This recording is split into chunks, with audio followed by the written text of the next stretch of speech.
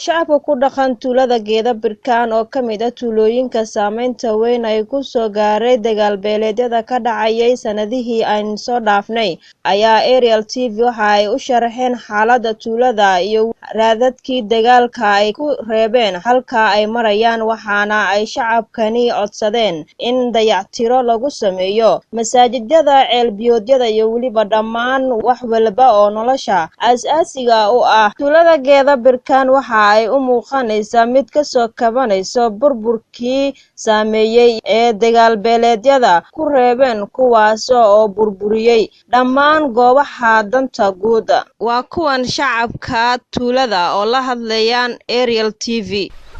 tuulada Geeda Birkaan dagaalka ay gashay dagaal xoog la wahay haddana xoogaa waa sidii waxba ay xoogaa iska bedel ay la sameeyay xoogaa waxay leedahay muuqashaal xoogaa wax walba taakulan iyo wala badan ka jiro xaaladda oo ka wada amniga oo ka wada dadka tuulada waxay toosan yihiin guriyo hoyla aan mara galaan mala adiga kulli qofkii xoogaa yar wax yar qaantana waxaad la miiri waxaas jambi waxaas ay dhistaan waxaan ka codsaynaa inay tan mid ka fiican loo sii abaabulaan oo dul kor noogu sii dhigaan waxbarashada iyo maamulinta oo ku dadaasha inay wax nala qabtaan oo kor naga ogaadaan haddana waxaan rabnaa baahida dhiman